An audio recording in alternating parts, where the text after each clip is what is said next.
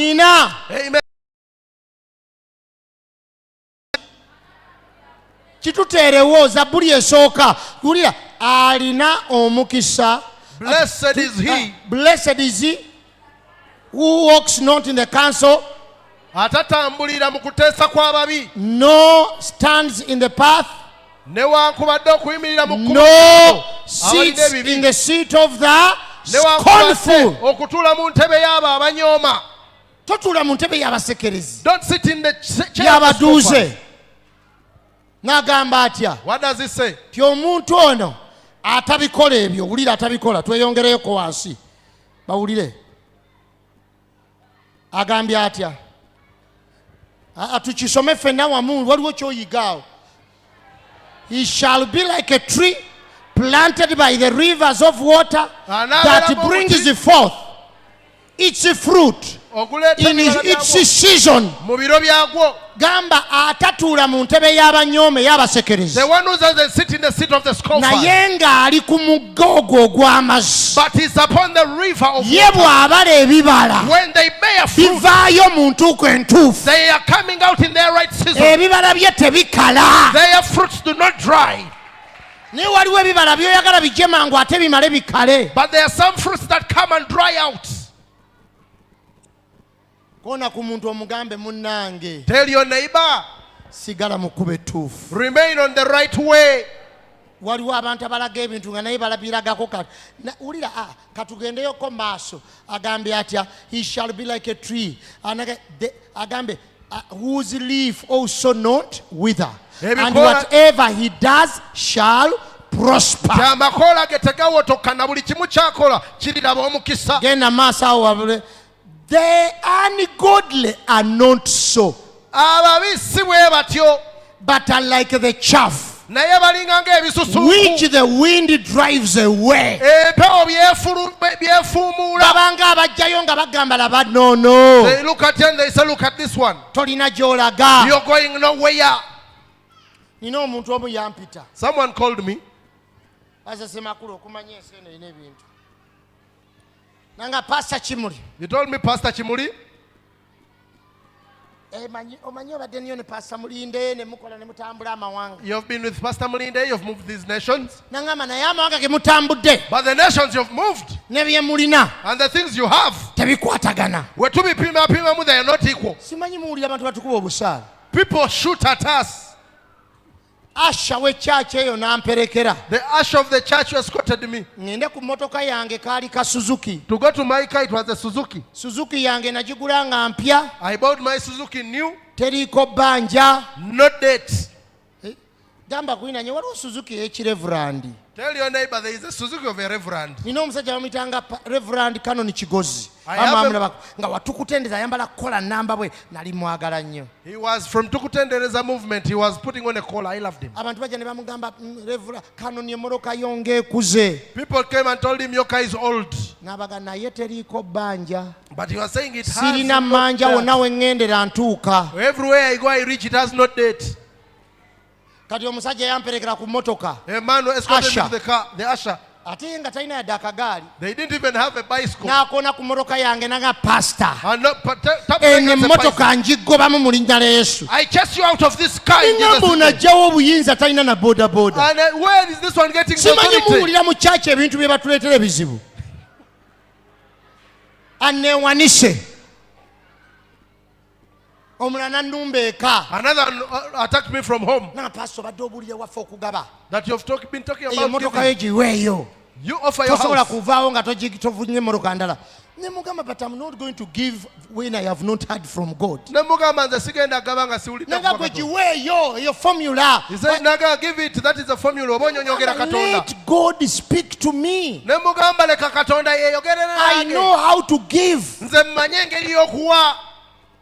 I ask myself, what is this? How can someone come home and teach me gambling? The Lord has never brought gambling in church. What will I tell my children? Abaana bange bakuze balabenga nimba nyi gwe kyolokeza omwana tamanyi bw'ojinga jinga. You grow up and you can't tell your children how things are, how you can't explain to them how they... omwana baali basoma bonna nga batugenda ku Green Hill, you know, nga mumanyi tuli mu faith tubasomereza mu kukkiriza. We were taking our children to Green Hill, but they knew that even fees was from faith. One day my boy in secondary school now, was in secondary, now he's over, he's a lawyer. Mutabani wange kakati lawyer nga tuli mu secondary school. Naja nga daddy nina ebibuuzo. He came and asked me, Tata, I have questions. All our friends bakwano baffe bonna tell us batugamba ku owano akola eno. Kati daddy gwe omulimu ki? Now daddy, what is your job? Pastor. Nemugamba ndi musumba. Kati gwe sente zo zifuna otya? I asked him, he asked me, how do you get your money? Simanyi owulira abaana be tulina. Nemugamba katula nkunnyonnyole kye bayita omusumba. I told him, sit down, I explain to you who a pastor is. Nangamba daddy, now I appreciate you. Now I know. Nangamba tata nkusiima katikati nchimanyi. Yali obujulizi nga bamutikidde yaga nti nze mmanyi nasoma n'abaana. On his graduation, he says, now I know. I started with children. I have a testimony. She understood something. It wasn't something of hiding. Those children can know when you're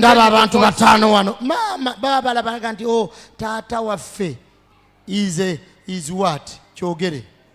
Muzanyi wa zaala. That he is a gambler. Ali mu gambling. He is gambling.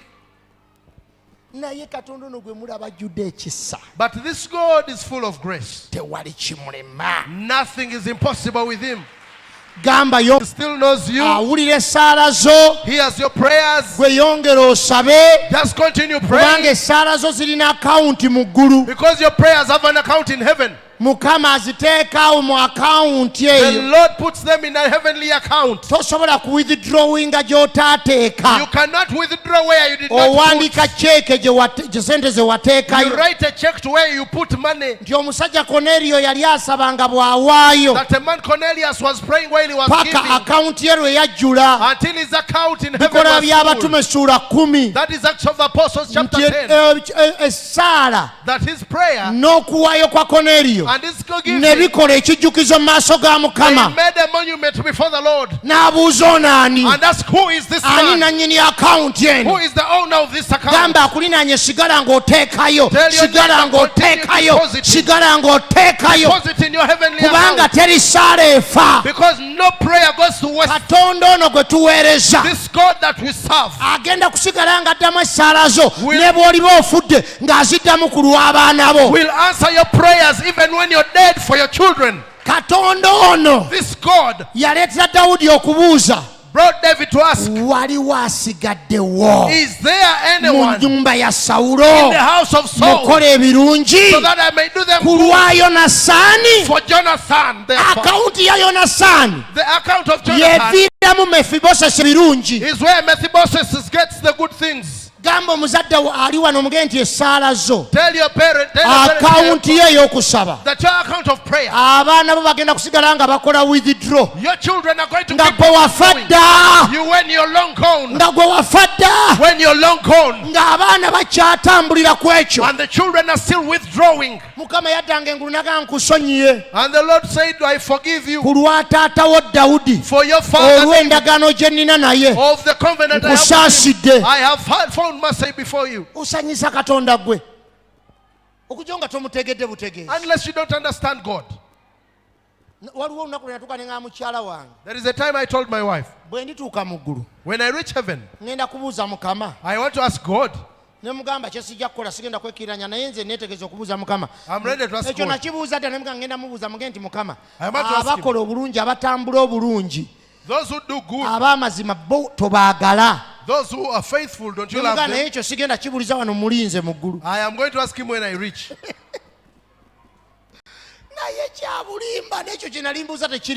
What I was asking is not even there. Yobu yagamba ngenda kulaba Katonda mwene mu mubiri guno. Job said, I am going to see the Lord in this flesh. You're not going to only see God when you reach heaven. You are going to see him here. Pastor Semakula has a testimony and the wife is but they haven't seen. Reverend Karim can say, we have seen God. I know where Reverend Karim comes from in Nabingo. I found him in his church. He loves being smart. But in even being smart, it was there.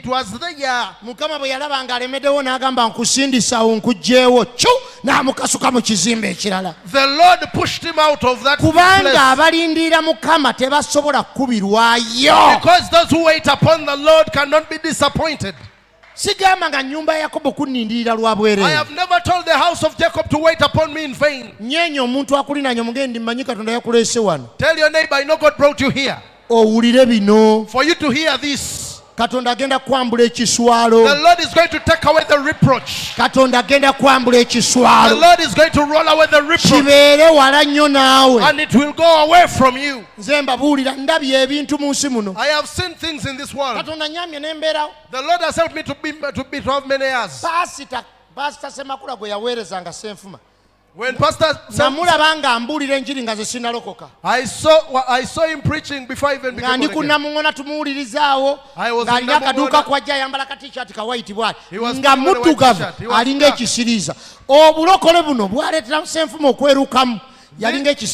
this salvation brought Apostle Senfuma. He was a boxer, so he had come out of in his preaching, he could even scare you. Now where is our heritage? He ministered at Pastor loved on God. And he was sent to Zengebe and he didn't refuse. That is where they get him when heritage was in shambles. There was a man called Semakula, the businessman. They are the ones who picked him. Bring that man called Senfuma. He will and the sheep had scattered. And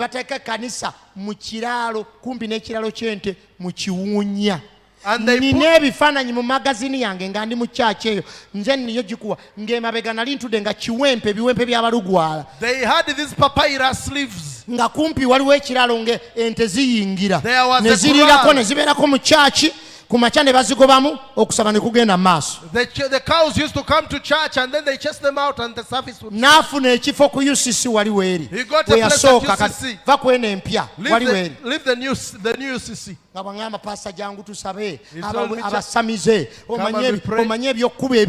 You know how to I'm from trumpet I come. And I told him, come and we go to the islands. And then they made the bricks of UCC.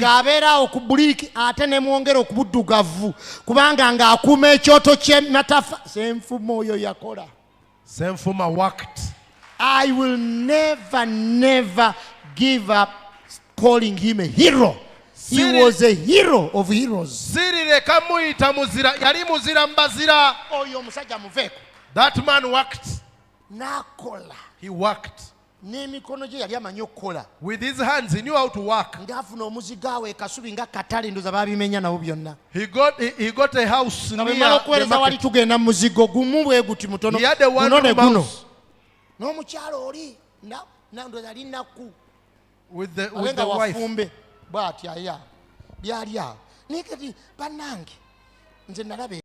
I have seen things. I saw that one. I saw Bugembe.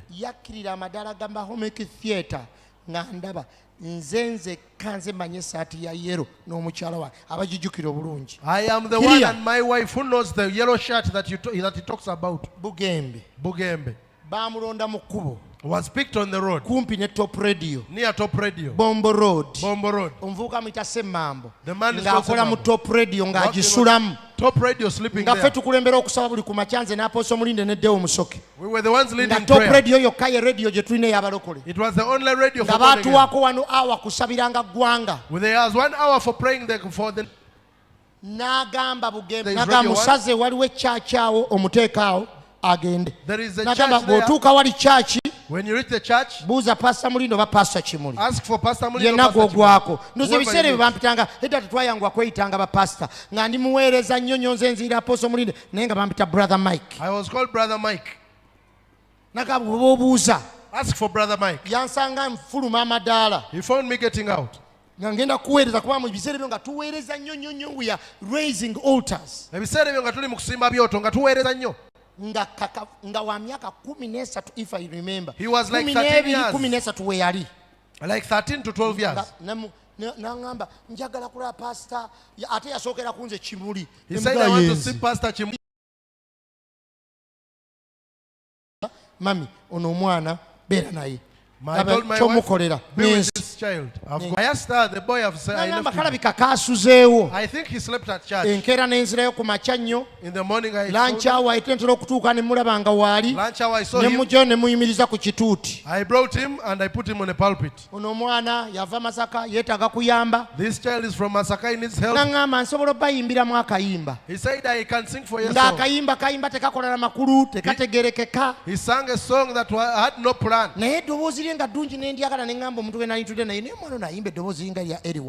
But his voice was good. His voice was good. Waliwo Rose Rutabuzawo yali pastor nga tulina Elda bamuyita Mbogo ye nannyini ssomero lya Makerere oyo yamusaba n'angamba tayagala kuddayo kusoma oyo omwana yasoma yamala n'agamba kubanga ye yalina ssomero lya secondary nemubuuza wasoma wama n'agamba nja kugenda. And then they took him to school. N'amutwala Makerere High. They took him to Makerere High. Nga waabeera talina jadda. That is where he was staying. When children go for holidays, why he went to the street? Because when he left there, he first learned our home. I was staying in Namungona. Passing through the kitchen, there was a dining. There were tiles. Tiles were not many. Ng'afukamira awo ku tayiro n'ajjira ku mavivi bw'ati paka we natuulanga. He comes walking on his knees up to where I was. Awo yaŋŋambiranga Daddy. He says, Daddy. Naloose ekirooto nga nnyimiridde mu bantu bangi. I had a dream when nga nnyimbira mu bantu ne mugamba singing ebyo ebirooto biri prophetic tubisabire. I said, let us pray for those dreams. Nga simanyi. I didn't know kirimuvaamu. what will come out of him.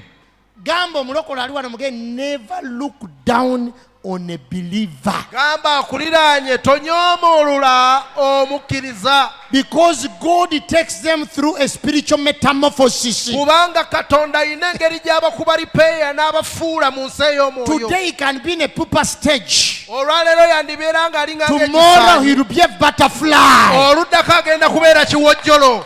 Abalokole bakyuka. Born agains change. Atandise okuyimba obuyimba. He began singing songs. Ajjaga masiina saati n'olwo namuwa essaati teriko ya kafulinkisi teriko ate muyitamu n'agamba kanoonye essaati n'anoonya ate kafulinkisi awalala. He said, let me look for era obufaananyi obwo tubulina ekooti nga gyambadde ekomeeno. We have those pictures.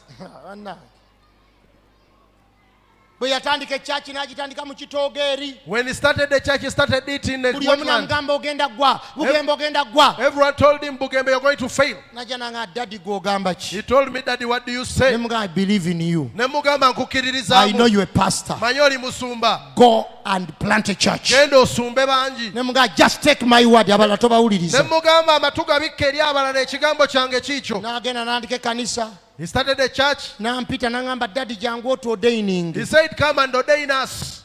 Ne ngenda. I went. Nga Apostle ye Wilfred yenkana bwati. Apostle Wilfred was young. Nga alina obutoto bu Ben bajaza. He had pastors, Pastor Ben, they were all young boys. Filippo bonna.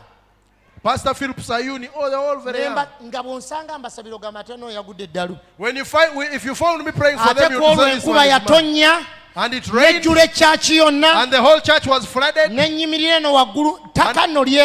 I stood up, nembajereka nobajereka nebagane nanga olunaku lumu amazzi gali batwalanga eryato lya Noah. And I told them that one day this water will take you like the ark of Noah. Naye today it is not the case. Yali asaba Bugembe tayogera kusaba kwenyo naye yali asaba. Bugembe doesn't talk about his prayer too much, but he was prayerful. Kumpi naffe. He rented a house near our home. Nga buli lwajja n'akaana. Every day he came with a new child. Nemubuuza Bugembe bwana bw'osumba nakalonze ne kano dadi nakalonze nawe ogenda buteekawa. Where are you going to put these children you're collecting? Naye ng'omutima guli but his heart, he still had that heart. Nakunganya kabinjako nga babeera mu nnyumba eyo basaba bwe bayigenda okusaba bwe bakutwala. They were learning how to pray. Yeetololera awo yali waffe wali ku trumpet n'abeerako ng'agenda ku UCC bw'atyo. He was at trumpet going to UCC. N'ayiga okusaba. He learned how to pray. Look at what he is today. Kati laba kikyali olwaleero. Kati ze neewuunya bwewuunya nti abantu abakyala abantu Bugembe oli ayimendaga nalabye Bugembe mu kirooto nga ye mwami wange neŋŋane. Now these days people are just dreaming about him. Mugira mutusonyiwa. Mulabye Katonda by'amaze okukola kati mwe mujja mugwirana mugwe mu bigwe. Just bump into them. Olowooza ffe tunakkiriza. You think we will just accept? Tasobola kufuna muntu nze n'atamulaga nze tekiriyo. N'abaamuyiye abaamundaze. Najja n'angamba daddy nkoze ntya. He comes and tells me, Daddy, what do I do? Nemugaye kintu kikwate mpola manyi ekibinja kinene naye genda slow. I tell him kati wano wooli decision gy'oddako kukola either kuteeka mu ttaka gamba kulinaanye kasita okola decision enkyamu mu bufumbo. You can live in hell on earth. Kasito basalawo okuwasa knife ekifo kya wife. Ezo decision bbiri ku nsi wano nkulu nnyo mu magenda go. Esooka ya bulokozi eddako ya marriage. Two best decisions on the earth. Salvation and marriage. Teri alina lukusa kugattulula. And no one has the ability or authority to separate kujja n'otugamba nayingidde mu kintu kikyamu gwomanyi weetika omusalaba gwo paka Gologotha. You can't come and tell us I saw wrongly. Carry your cross to Golgotha. Tetulina kyakukolera. We have nothing to do for you. Kati kona kwa kulina mugebe bakulemye kwegendereza. Tell your neighbor be careful nga tonnalonda.